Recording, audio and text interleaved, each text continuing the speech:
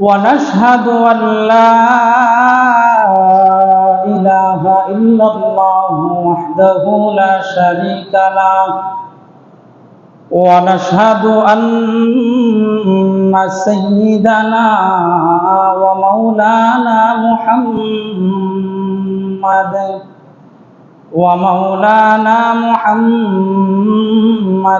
عبده ورسوله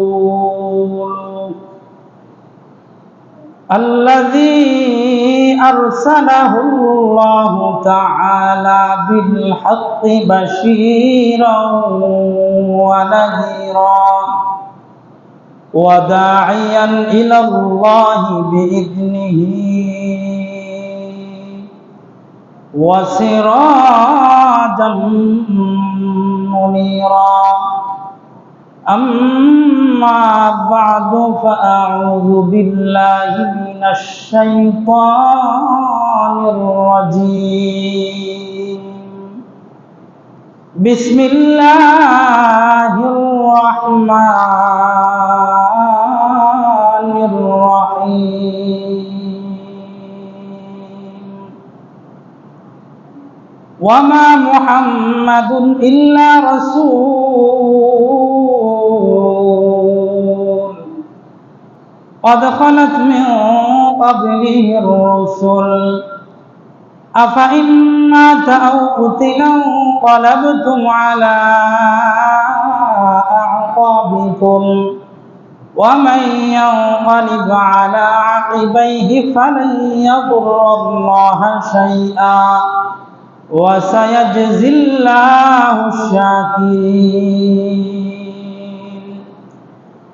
وقال تعالى ولقد همت به وهم بها لولا أن رأى برهان ربه كذلك لنصرف عنه السوء والفحشاء إنه من عبادنا المخلصين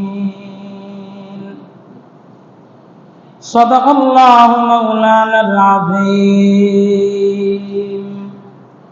وصدق رسوله النبي الكريم ونحن على ذلك من الشاهدين والشاكرين والذاكرين والحمد لله رب العالمين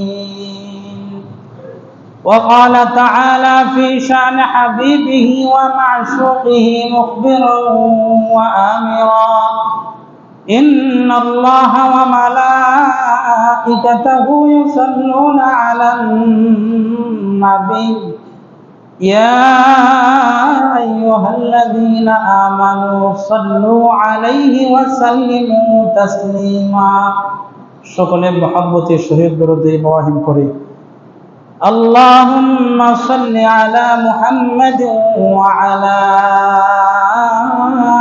آل محمد كما صليت على إبراهيم وعلى آل إبراهيم إنك حميد مجيد اللهم بارك على محمد وعلى آل محمد كما باركت على إبراهيم وعلى آل إبراهيم إنك حميد مجيد بلغ العلا بكماله كشف الدجى بجماله حسنت جميع خصاله صلوا عليه وآله সর্বপ্রথমে আমরা রব্বুল আলামিনের দরবারে শুকরিয়া আদায় করছি আল্লাহ তাআলা আমাদেরকে দুনিয়ার সবচেয়ে উত্তম জায়গা মসজিদে আসার তৌফিক দান করেছেন এজন্য সকলে বলে আলহামদুলিল্লাহ। মানবতার মুক্তির দূত সাইয়্যিদুল মুরসালিন খাতামুন নবিয়্যিন নবী রাহমাত মুহাম্মদুর রাসূলুল্লাহ সাল্লাল্লাহু আলাইহি ওয়াসাল্লামের উপর বর্ষিত হোক লক্ষ কোটি দুরূদ ও সালাম। আমাদের ভালোবাসার জায়গা থেকে ভালোবাসা এবং মহব্বত মিশিয়ে নবীজির উপর মন প্রাণ উজাড় করে অন্তরের অন্তঃস্থল থেকে সকলে মিলে একবার করে সাল্লাল্লাহু আলাইহি ওয়াসাল্লাম। মুহতারাম হাজিরিন, আমি গত সপ্তাহে আপনাদেরকে বলেছিলাম কারবালার ঘটনা ঘটেছিল কুরআন নাজিল বন্ধ হওয়ার 50 বছর পরে। এজন্য কারবালার ঘটনা কোরআনে নাই, তেমনভাবে হাদিসেও নাই। এটা ঐতিহাসিক একটি ঘটনা। তাও বলেছিলাম যে 10 মুহররম কারবালার ঘটনার জন্য দামি হয়ে গেছে এমন না, বরং কারবালার ঘটনা 10 মুহররমে সংঘটিত হওয়ার কারণে কারবালার মূল্যায়ন বহুগুণ বেড়ে গেছে। সর্বশেষে আমি গত সপ্তাহে একটা আকীদার কথা বলেছিলাম। আমাদের নবী হায়াতুন নবী, এটা হলো আহলে সুন্নাত ওয়াল জামাতের আকীদা। অনেকেই মনে করে হায়াতুন নবী মানে হলো নবীজি দুনিয়াতে জীবিত ছিলেন এবং জীবিত অবস্থায় নবীজিকে দাফন করা হয়েছে, এজন্য নবী হায়াতুন নবী। মূলত তা না। হায়াতুন নবী বলতে নবীজি সাল্লাল্লাহু আলাইহি ওয়াসাল্লাম আমাদের মতো একজন মানুষ, আমাদের মতোই তিনি চলাফেরা করেছেন। পার্থক্য এতটুকু, ওনাকে আল্লাহ তাআলা নবী হিসেবে মনোনীত করেছেন। উনি মাসুম, সমস্ত নবী এবং রাসূলগণ মাসুম, তাদের কোনো গুনাহ নাই। নবীজি নিয়মতান্ত্রিকভাবে দুনিয়ার নিয়ম অনুযায়ী নবীজি মৃত্যুবরণ করেছেন। মৃত্যুবরণ করার পরে ওনাকে কবরে রাখার পর দাফন করা হয়েছে। দাফন করার পর আল্লাহ তাআলা নবীজিকে কবরের মধ্যে জীবিত করে দিয়েছেন। সুবহানাল্লাহ। দুনিয়াতে ছিলেন জীবিত, দুনিয়ার নিয়ম অনুযায়ী রাসূল মৃত্যুবরণ করছেন। মৃত্যুবরণ করার পর রাসূলের জানাজা হয়েছে। রাসূল যদি মৃত্যুবরণ না করতেন, জীবিত থাকতেন, তাহলে রাসূলের জানাজা করা হইতো না। রাসূলের জানাজা করা হয়েছে, নিয়মতান্ত্রিকভাবে রাসূলকে দাফন করা হয়েছে। এরপর আল্লাহ তাআলা কবরে রাসূলকে জীবিত করে দিয়েছেন। রাসূল কবরে শুয়ে শুয়ে, কবরের মধ্যে রাসূল জীবিত হয়ে নামাজ আদায় করতেছেন। কিয়ামতের আগ পর্যন্ত এইভাবে উনি এখানে জীবিত অবস্থায় অবস্থান করবেন। এটা হলো আহলে সুন্নাত ওয়াল জামাতের আকীদা। মুহতারাম হাজিরিন, গত সপ্তাহে বলেছিলাম কারবালার ঘটনা সম্পর্কে আলোকপাত করব। কারবালার ঘটনা সংঘটিত হয়েছিল রাসূলুল্লাহ সাল্লাল্লাহু আলাইহি ওয়াসাল্লামের কলিজার টুকরা নাতি হযরত হুসাইন রাদিয়াল্লাহু তাআলা আনহুকে। রাসূলুল্লাহ সাল্লাল্লাহু আলাইহি ওয়াসাল্লামের দুইজন কলিজার টুকরা নাতি ছিল, একজন হাসান এবং আরেকজন হুসাইন রাদিয়াল্লাহু তাআলা আনহুমা। কারবালার ঘটনার সাথে সম্পর্কিত হুসাইন রাদিয়াল্লাহু তাআলা আনহুর মৃত্যুকাল। কার ইশারায় কারবালার প্রান্তরে এমন নির্মম ঘটনা সংঘটিত হয়েছিল সেটাও জানা দরকার। তার নাম হলো ইয়াজিদ। রাসূলের দুই নাতি হাসান এবং হুসাইন, আরেকজন হচ্ছে ইয়াজিদ। হাসান হুসাইনের পরিচয় জানলাম, ওনারা হচ্ছেন রাসূলুল্লাহ সাল্লাল্লাহু আলাইহি ওয়াসাল্লামের কলিজার টুকরা নাতি, জান্নাতের সরদারনি হযরতে ফাতেমা রাদিয়াল্লাহু তাআলা আনহার আদরের সন্তান, শেরে খুদা আলী এর সন্তান। ওনারা হচ্ছেন সাইয়্যিদা শাবাবি আহলিল জান্নাহ, জান্নাতের যুবকদের সর্দার। ইয়াজিদকে, ইয়াজিদ হচ্ছে হযরতে মুয়াবিয়া রাদিয়াল্লাহু তাআলা আনহুর সন্তান। মুয়াবিয়াকে, আমিরে মুয়াবিয়া হচ্ছেন রাসূলুল্লাহ সাল্লাল্লাহু আলাইহি ওয়াসাল্লামের একজন প্রিয় সাহাবী, যিনি খাতিবে ওহী ছিলেন। রাসূল সাল্লাল্লাহু আলাইহি ওয়াসাল্লাম উনি লিখতে জানতেন না। রাসূলের কাছে কুরআন নিয়ে আসতেন জিবরাইল আলাইহিস সালাতু ওয়াস সালাম, আর রাসূল সাল্লাল্লাহু আলাইহি ওয়াসাল্লাম এই কুরআনকে পাঠ করতেন। রাসূলের কতজন সাহাবী ছিলেন, ওনারা এই কোরআনকে লিপিবদ্ধ করতেন, লিখে রাখতেন। এর মধ্যে একজন ছিলেন আমিরে মুআবিয়া রাদিয়াল্লাহু তাআলা আনহু, যিনি ইয়াজিদের বাবা। এই সাহাবী ছিলেন কাতিব ওহী, কোরআন তিনি লিখতেন, লিপিবদ্ধ করতেন। রাসূলুল্লাহ সাল্লাল্লাহু আলাইহি ওয়াসাল্লাম এই পৃথিবী থেকে বিদায় হওয়ার পর মুসলিম জাহানের আমিরুল মুমিনিন হলেন, খলিফা হলেন হযরত আবু বকর রাদিয়াল্লাহু তাআলা আনহু।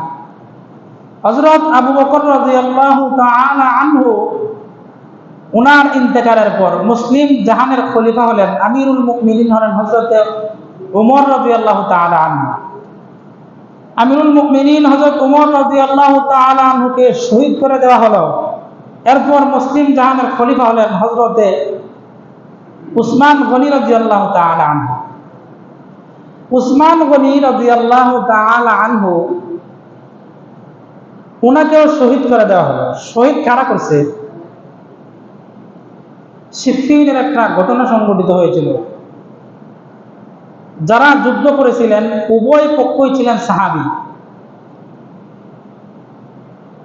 সাহাবীদের মধ্যে যুদ্ধ সংঘটিত হয়েছে, অনেকে যুদ্ধের মধ্যে শহীদ হয়েছে। এই যুদ্ধের মধ্যে এক পক্ষ হচ্ছেন হযরতে মুআবিয়া আর এক পক্ষ হচ্ছেন হযরতে আলী। এই যুদ্ধ থেকে ওনারা যখন যুদ্ধ করতেছেন এমন অবস্থায় তৃতীয় আরেকটা পক্ষ সাহাবীদের বের হলেন। ওনারা বললেন যে আপনারা যুদ্ধ থামান, আপনাদের এই যুদ্ধের ফয়সালা আমরা করে দেব, আপনাদের এই মীমাংসা আমরা করে দেব, সালিশ। তো সালিশ মানার পর যুদ্ধবিরতি হয়ে গেল। এর থেকে একটা দল বের হয়ে গেল, এর মধ্যে এর সর্দার হচ্ছে আব্দুল্লাহ ইবনে সাবা। ইতিহাস তাকে খারিজি বলে নামকরণ করা হয়েছে। সে 12,000 লোক নিয়ে উভয় দল থেকে আলাদা হয়ে গেল। সে বলল আমরা আলীকেও মানি না, আমরা মুআবিয়াকে মানি না, কারণ তারা মন গড়া বিচার ফয়সালা করে, তারা কোরআন মানে না। এজন্য আমরা আলীকেও মানবো না, মুআবিয়াকেও মানবো না। তারা বের হয়ে গেল উভয় দল থেকে। 12,000 লোক, 12,000 সৈন্য নিয়ে আব্দুল্লাহ ইবনে সাবা বের হয়ে গেল। উসমান রাদিয়াল্লাহু তাআলা আনহুর খেলাফতের শেষের দিকে উসমান রাদিয়াল্লাহু তাআলা আনহুকে খারিজিরা, মুনাফিকরা, যারা মুসলমান ছিল পরবর্তীতে খারিজি হয়ে গেছে, মুনাফিক হয়ে গেছে, এই আব্দুল্লাহ ইবনে সাবার পক্ষ থেকে আব্দুল্লাহ ইবনে সাবার লোকেরা হযরত উসমান রাদিয়াল্লাহু তাআলা আনহুকে শহীদ করে দিল। হযরত উসমান রাদিয়াল্লাহু তাআলা আনহুকে শহীদ করে দেওয়ার পর হযরত আলী রাদিয়াল্লাহু তাআলা আনহুকে মুসলিম জাহানের খলিফা হিসেবে মনোনীত করলেন সাহাবায়ে কেরাম। সকলের সমন্বয়ে, সকলের মতামত নিয়ে হযরত আলী রাদিয়াল্লাহু তাআলা আনহুকে মদিনায় খলিফা হিসেবে নিযুক্ত করা হলো। আমিরুল মুমিনিন হলেন হযরত আলী। আলী রাদিয়াল্লাহু তাআলা আনহু উসমান রাদিয়াল্লাহু তাআলা আনহু এর শাহাদাতের পরে খলিফা নির্বাচিত হলেন। ওই সময় দেশ ছিল প্রাদেশিকা, অর্থাৎ ভারত যেমন ভাবে বর্তমানে অনেক বিশাল, এর মধ্যে অনেক এক একটা প্রদেশ রয়েছে, এক একটা প্রদেশের মধ্যে এক একজন গভর্নর রয়েছেন, প্রদেশের প্রধান রয়েছেন। তেমনি ভাবে তখনকার যুগে ইসলামী ইমারা, ইসলামী রাজত্বের সীমানা ছিল অনেক বিস্তৃত। এই বিস্তৃত সীমানায় একজন রাষ্ট্রপ্রধান সব কিছু দেখভাল করা সম্ভব না হওয়ায় প্রাদেশিকা হিসাবে, প্রদেশ হিসেবে বিভিন্ন প্রদেশে এক একজন গভর্নর নিযুক্ত করে দেওয়া হয়েছিল। তো একটা জায়গার গভর্নর ছিলেন আমিরে মুআবিয়া রাদিয়াল্লাহু তাআলা আনহু। আলী রাদিয়াল্লাহু তাআলা আনহু খেলাফতের মসনদে অধিষ্ঠিত হলেন। যারা উসমান রাদিয়াল্লাহু তাআলা আনহুকে শহীদ করেছিল আব্দুল্লাহ ইবনে সাবার দল। আব্দুল্লাহ ইবনে সাবা আসলো আলীর কাছে। আলী রাদিয়াল্লাহু তাআলা আনহুর কাছে এসে সে বলতেছে যে আলী, আমরা উসমান হত্যার বিচার চাই। যারা উসমানকে হত্যা করেছে তাদের বিচার করতে হবে। তো আপনারা বলেন তো উসমানকে হত্যা করছে কে? কে হত্যা করছে? আব্দুল্লাহ ইবনে সাবা। যারা এসে আলীর কাছে উসমান হত্যার বিচার চাইতেছে, তারাই উসমান রাদিয়াল্লাহু তাআলা আনহুকে হত্যা করছে। যারা খুনি তারাই আবার বিচার পাবে।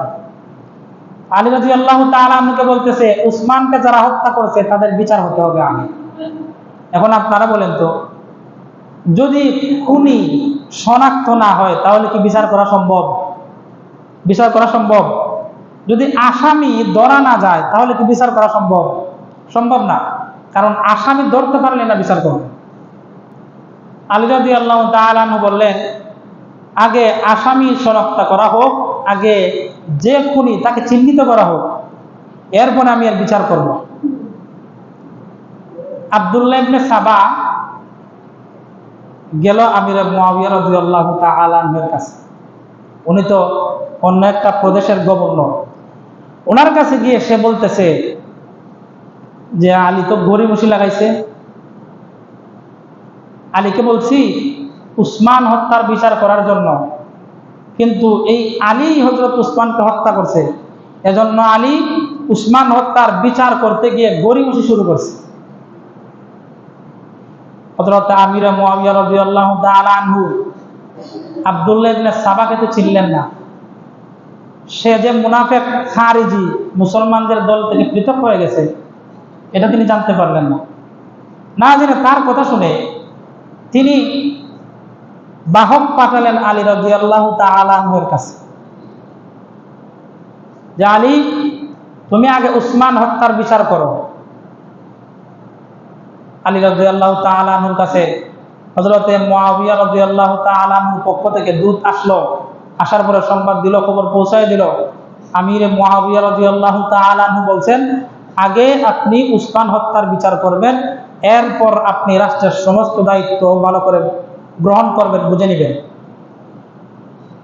এই কথা বলার পর আব্দুল্লাহ ইবনে সাবাকে, মুনাফিককে, যেই জবাব আলী দিয়েছিলেন একই জবাব তিনি দিলেন, যে আগে আসামি শনাক্ত হোক, আগে খুনি গ্রেফতার হোক, তারপরে বিচার হবে। বার্তাবাহক এই সংবাদ গিয়ে দিল হযরতে আমির মুআবিয়া রাদিয়াল্লাহু তাআলা আনহুর কাছে। উনি দেখলেন আব্দুল্লাহ ইবনে সাবা যে জবাব দিছে আলীর পক্ষ থেকে, আলী একই জবাব দিয়ে পাঠাইছে ওনার বার্তাবাহকের কাছে। তো মুআবিয়া রাদিয়াল্লাহু তাআলা আনহু ভাবলেন, ঠিকই তো, আলী তো ঠিকই গড়িমসি লাগাইছে, উসমান হত্যার বিচার করতে চাইতেছে না, তাহলে নিশ্চয়ই আলী এখানে 2 নম্বরই করতেছে। উনি করলেন কি, কোনো যাচাই বাছাই না করে উনি ঘোষণা দিয়ে দিলেন যে আমি আলীকে খলিফা হিসেবে মানি না, আমি নিজে খলিফা হিসেবে নিজেকে ঘোষণা দিলাম। এই ভুল বোঝাবুঝির কারণে আলী রাদিয়াল্লাহু তাআলা আনহু সত্যি উসমান রাদিয়াল্লাহু তাআলা আনহুর খুনির বিচার করতে চাইতেছিলেন না, নাকি উনি খুনি ধরার জন্য অপেক্ষা করতেছিলেন? কোনটা? উনি কি বিচার করতে চাইতেছিলেন না, নাকি উনি এটার সমাধানের জন্য সময় চাইছিলেন? কোনটা বলছেন?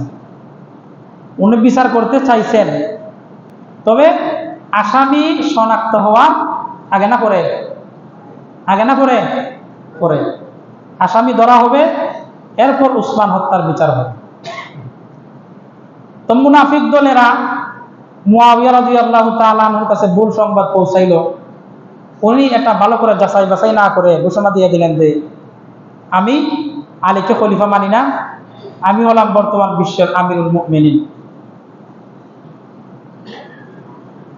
এই ঘোষণা দিয়ে দেওয়ার পর উনি ওইখানে রাষ্ট্র পরিচালনা করেন ওনার সীমানা নিয়ে, আর এদিকে মদিনায় আলী রাদিয়াল্লাহু তাআলা আনহু রাষ্ট্র পরিচালনা করেন। মদিনার যারা আছে, মক্কার যারা আছে, এর পাশের যত প্রদেশ আছে সবাই আলী রাদিয়াল্লাহু তাআলা আনহুকে গ্রহণ করে নিছে।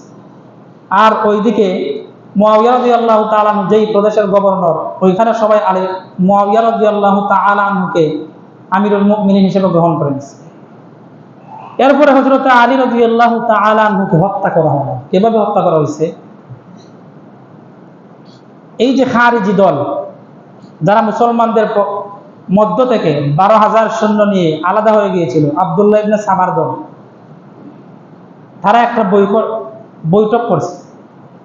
বৈঠক সিদ্ধান্ত হয়েছে আলীকে হত্যা করা হবে, মুআবিয়াকে হত্যা করা হবে, এবং উমর ইবনুল আস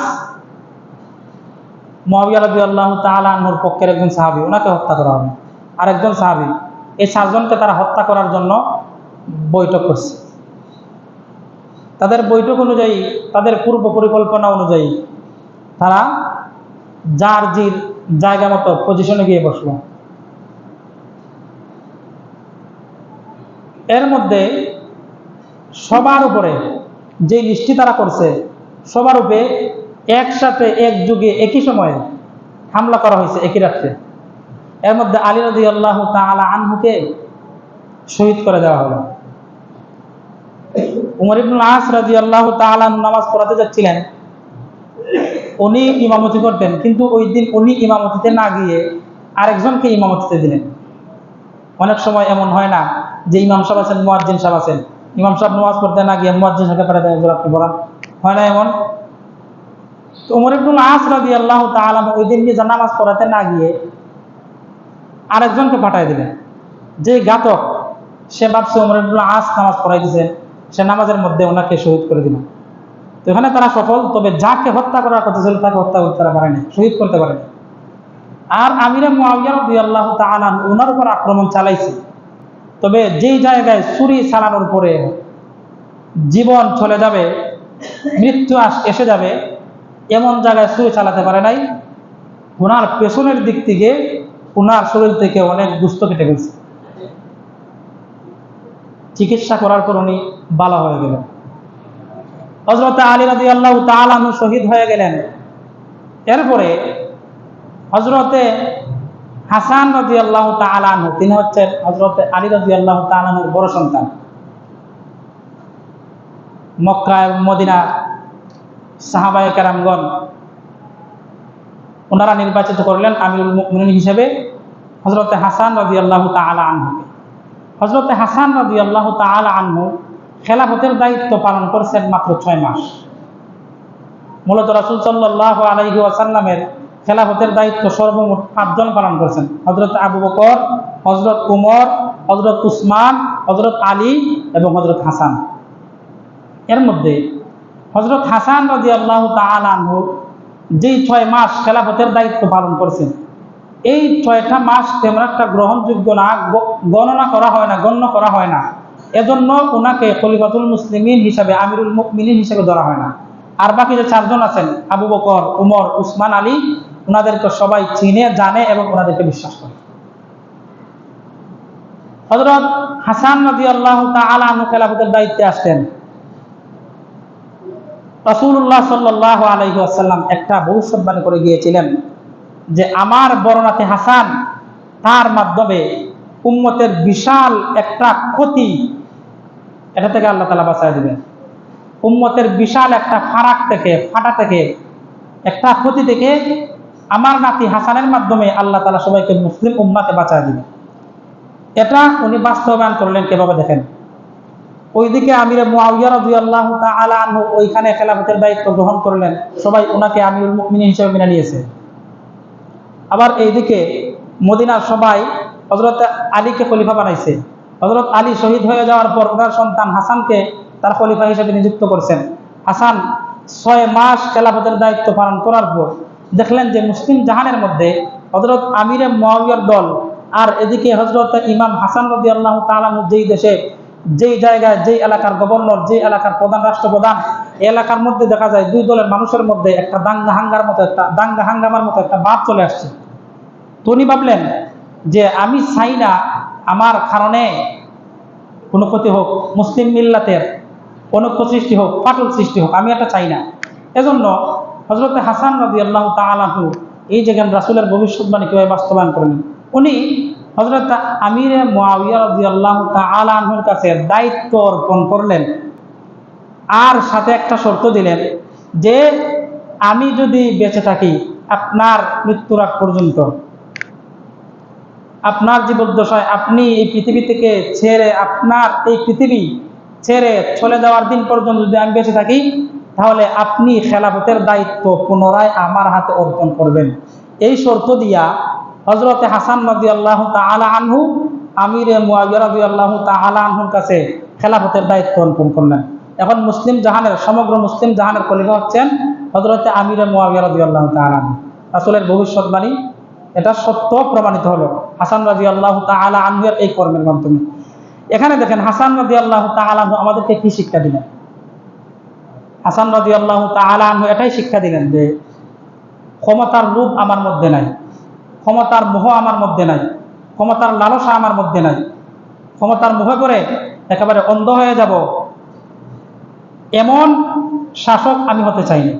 আমি খেলাফতের দায়িত্ব এই জন্য গ্রহণ করেছিলাম যেন মিল্লাতে মুসলিমা সবাই যেন একত্রিত হয়, আমি যেন এই মুসলিম মিল্লাতকে সুষ্ঠু এবং সুন্দরভাবে পরিচালিত করতে পারি, এজন্য আমি দায়িত্ব গ্রহণ করেছিলাম। আমার মধ্যে কোনো এই যে দেশের রাষ্ট্রপ্রধান হওয়া, প্রধানমন্ত্রী হওয়া, দায়িত্ব গ্রহণ করা এর লোভ নাই। এটাই তিনি ওনার এই কর্মের মাধ্যমে বাস্তবায়ন করেন। আমাদেরকে শিখিয়ে দিলেন যে দুনিয়ার মোহ, ক্ষমতার লোভ এইগুলা চলবে না। রাষ্ট্র পরিচালনা করতে হবে জনগণের সুবিধার জন্য, জনগণের সুযোগ সুবিধা দেওয়ার জন্য রাষ্ট্রপ্রধান হবে। কিন্তু বর্তমানে দেখা যায় যিনি রাষ্ট্রপ্রধান হন উনি নিজেকে একেবারে আল্লাহ মনে করেন, এই অবস্থা চলে যায়। ফেরাউন নিজেকে আল্লাহ মনে করছিল, ফেরাউন নমরুদ আল্লাহ তাআলা থেকে যুদ্ধ ঘোষণা করেছিল, আল্লাহর দিকে আসমানের দিকে তীর নিক্ষেপ করেছিল। তারা এত জঘন্য শাসক হওয়ার পরেও তারা কি এই পৃথিবীতে বাঁচতে পারছে? তাদের যে রাষ্ট্র ছিল, তাদের যে ক্ষমতা ছিল, এই ক্ষমতা কি ধ্বংস হয় না একদিন? তাদের ক্ষমতা কি ধূলিসাৎ হয়ে যায় নাই? এই ফেরাউন কি এই পৃথিবীতে আছে, জীবিত আছে, তার রাজত্ব আছে? তামাম পৃথিবীর জন্য আল্লাহ তাআলা এটা একটা নিদর্শন রেখে দিয়েছেন। তো বর্তমান জামানায় যারা এমনটা করতেছে, নির্বিচারে মানুষদেরকে হত্যা করতেছে, নিজের ক্ষমতা টিকে রাখার জন্য নির্বিচারে মানুষদের উপর অন্যায় অত্যাচার জুলুম নির্যাতন নিপীড়ন করতেছে, তাদের অবস্থা এমন হবে। যারা এই দুনিয়াতে মনে করে যে সব নিয়ে আসছে, তারা এই পৃথিবী ছেড়ে যাবে না, তাদের মনে রাখা দরকার ফেরাউন, হামান, কারুন, সাদ্দাত যেইভাবে এই পৃথিবী ছেড়ে চলে গেছে, তাদের যেইভাবে এই পৃথিবীতে কোনো অস্তিত্ব নাই, তাদেরকে যেইভাবে মানুষ ঘৃণার সাথে স্মরণ করে, কিয়ামতের আগ পর্যন্ত যারা তাদেরকে অনুসরণ করবে, এইভাবে যারা রাষ্ট্র পরিচালনা করবে, জুলুম করবে, নির্যাতন করবে, নিপীড়ন করবে, তাদেরও একই অবস্থা হবে। তারা হামান, কারুন, সাদ্দাত এবং ফেরাউনের মতো জাহান্নামের লাকড়ি হয়ে যাবে। এই পৃথিবী তাদেরকে স্মরণ রাখবে, তবে সম্মানের সাথে নয়, ঘৃণার সাথে তাদেরকে স্মরণ করবে। আমরা চাই না কোন রাষ্ট্রপ্রধান এমন হোক যাদেরকে রাষ্ট্র প্রজারা ঘৃণার সাথে স্মরণ করে। আপনার রাষ্ট্র পরিচালনা করেন, ঠিক আছে, সমস্যা নাই, তবে ইসলামকে মাইনাস করে না। ইসলামী বিধিবিধানগুলো আপনারা প্রতিষ্ঠিত করেন, ইসলামী বিধিবিধান মানার ক্ষেত্রে আপনারা বাধা দিবেন না, সহযোগিতা করেন, সবাই আপনাকে সম্মান করবে। তো হযরত হাসান রাদিয়াল্লাহু তাআলা আনহু উনি বুঝাই দিলেন যে আমার মধ্যে রাষ্ট্রের মোহ নাই, ক্ষমতার কোনো মোহ নাই। এই শর্ত দিয়া হযরত হাসান রাদিয়াল্লাহু তাআলা আনহু রাষ্ট্রের ভার অর্পণ করলেন হযরত মুআবিয়া রাদিয়াল্লাহু তাআলা আনহুর কাছে। এইদিকে মুআবিয়া রাদিয়াল্লাহু তাআলা আনহুর একটা সন্তান, নাম হচ্ছে ইয়াজিদ। ইতিহাস লেখে ইয়াজিদ সে প্রথমে ভালো ছিল, নামাজ পড়তো, সে একাধারে 10 বছর এক জায়গায় মসজিদের ইমামতি করছে, নামাজ পড়াইছে, ইসলামী বিধিবিধান, হুকুম আহকাম সে সব কিছু মানত। ইয়াজিদ করছে কি, সে ভাবছে আমার বাবা যেহেতু এখন রাষ্ট্রপ্রধান, তাহলে তো আমাকেই পরবর্তীতে রাষ্ট্রপ্রধান হতে হবে।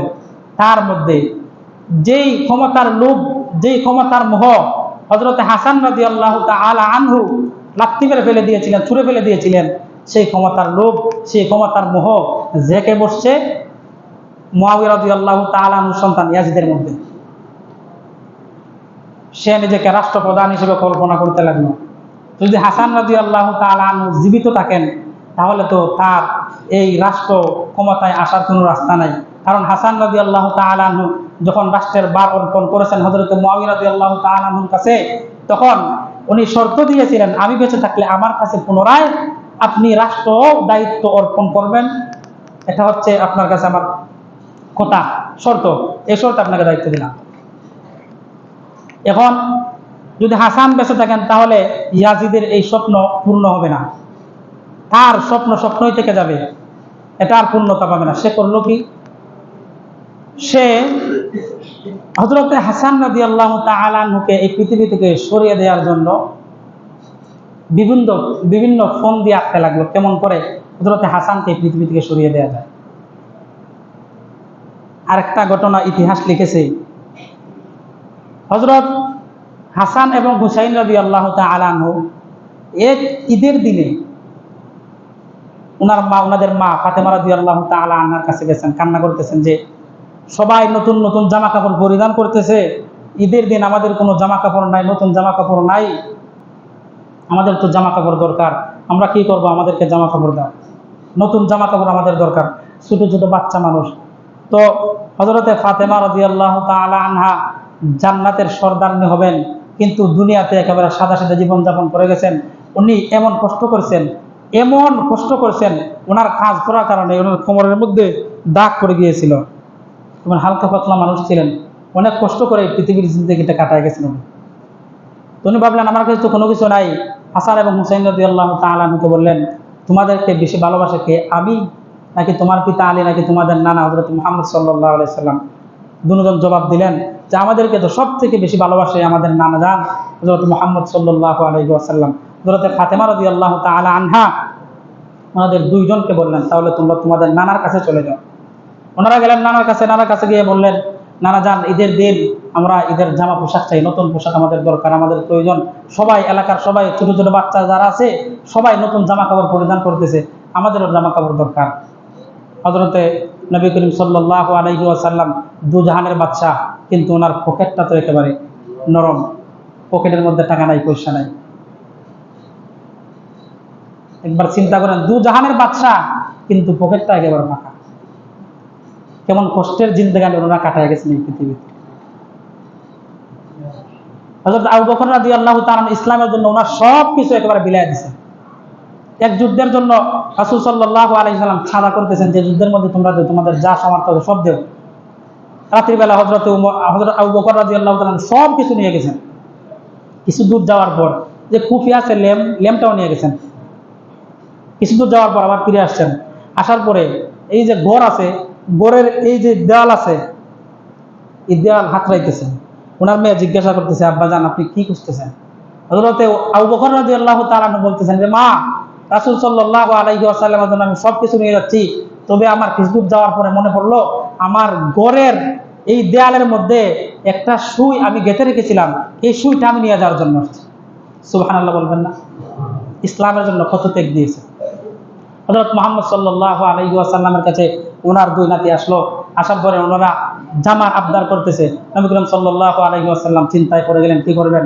এমন সময় আল্লাহ তাআলা হযরত জিবরাইল আলাইহিস সালাতু ওয়াস সালামকে পাঠাইয়া নবীজির কাছে সংবাদ দিলেন, ও নবীজি, আপনার দুই নাতিকে আমি পোশাক দিব, আমি আল্লাহ আপনার দুই নাতির পোশাকের ব্যবস্থা করেছি। আপনি আপনার দুই নাতিকে জিজ্ঞাসা করেন যে তারা কে কোন ডিজাইনের কোন কালারের জামা পছন্দ করে। হযরত নবী করিম সাল্লাল্লাহু আলাইহি ওয়াসাল্লাম হাসান এবং হুসাইনকে জিজ্ঞাসা করেন, হাসান তুমি কি কালারের জামা পছন্দ করো? হযরত হাসান রাদিয়াল্লাহু তাআলা বললেন, নানা জান, আমার তো নীল কালারের জামা অনেক পছন্দ। হুসাইনকে জিজ্ঞাসা করলেন, হুসাইন বললেন, নানা জান, আমার তো লাল কালারের জামা অনেক পছন্দ। জিবরাইল আলাইহিস সালাতু ওয়াস সালাম আল্লাহ তাআলার কাছে গেলেন, কে বললেন, আল্লাহ ওনারা দুইজন তো এই দুই কালারের জামা পছন্দ করছে। আল্লাহ তাআলা বললেন, যাও জান্নাত থেকে দুজনের জন্য দুইটা জামা নিয়ে যাও। হযরতে জিবরাইল আলাইহিস সালাতু ওয়াস সালাম আসলেন, আয়েশা ওনাদের দুইজনকে দুইটা জামা দিলেন। লাল জামা হযরত হুসাইন, আর নীল জামা, এই সবুজ জামা হযরতে হাসান রাদিয়াল্লাহু তাআলা আনহুকে দিলেন। জিবরাইল আলাইহিস সালাতু ওয়াস সালাম চলে যাবেন, সময় শেষ, দাঁড়ায় রয়েছেন। নবীজি জিজ্ঞাসা করছেন, জিবরাইল কিছু বলবা?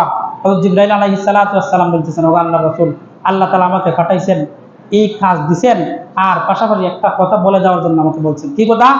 নবীজিকে বলতেছেন, ওগো আল্লাহর রাসূল সাল্লাল্লাহু আলাইহি ওয়াসাল্লাম, আল্লাহ তাআলা আমাকে এই কথা বলেছেন, আপনার বর্ণাতে হাসান কেন এই সবুজ রঙের জামা পছন্দ করছে জানেননি?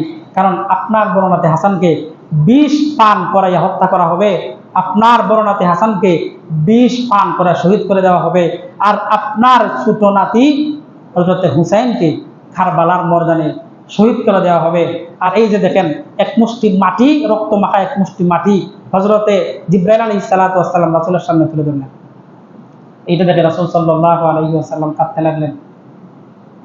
তো এই যে রাসূল সাল্লাল্লাহু আলাইহি ওয়াসাল্লামকে জিবরাইলের মাধ্যমে সংবাদ দিলেন, ওই যে ইয়াজিদ এটা বাস্তবায়ন করেছে। কেমন করে? হযরত হাসান রাদিয়াল্লাহু তাআলা আনহুকে আমিরে মুআবিয়া রাদিয়াল্লাহু তাআলা আনহু খেলাফতে থাকাকালীন ওনাকে এই পৃথিবী থেকে সরায় দেওয়ার জন্য ২০ পান করেছে।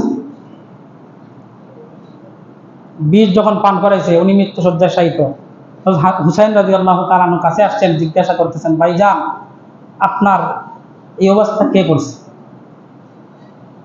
হাসান রাদিয়াল্লাহু তাআলা আনহু বলতেছেন, এরে ভাই, কে আমাকে এমনটা করেছে আমি জানি, তবে আমার সন্দেহ লাগতেছে, জন্য আমি তোমাকে বলতে চাই না কে আমাকে এমনটা করেছে, কে আমাকে বিষ পান করেছে। হযরতে হুসাইন রাদিয়াল্লাহু তাআলা আনহু জিজ্ঞাসা করতেছেন, তাহলে আপনাকে এমন মুমূর্ষ অবস্থা দেখা যাইতেছে কেন? আপনার চেহারার রং কেন পাল্টে যাইতেছে?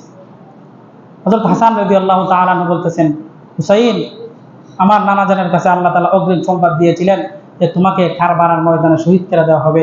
আমি এজন্য চিন্তিত বিষণ্ণ যে তোমাকে যেই দিন কারবালার ময়দানে শহীদ করে দেওয়া হবে, তোমাকে যেই দিন কারবালার প্রান্তরে জবাই করা হবে, তোমাকে যেই দিন কারবালার প্রান্তরে রক্তরঞ্জিত করা হবে, সেই দিন আমি এই পৃথিবীতে থাকবো না। তোমার দুঃখের দিনে আমি তোমার পাশে থাকবো না, থাকতে পারবো না, এজন্য আমার দুঃখ হইতেছে। হাসান, তুমি চিন্তা করো না, আল্লাহ আমাদের সাথে আছেন। এই যে দেখো, আমি দেখতে পাইতেছি আমার নানা জান আমার জন্য হাউজে কাউসারের পানি নিয়ে দাঁড়ায় আছেন, ওনার ডানে আবু বকর এবং বামে উসমান দাঁড়ায় রয়েছে। এই কথা বলে উনি কালেমায়ে শাহাদাত পড়ে মৃত্যুবরণ করলেন, উনি শহীদ হয়ে।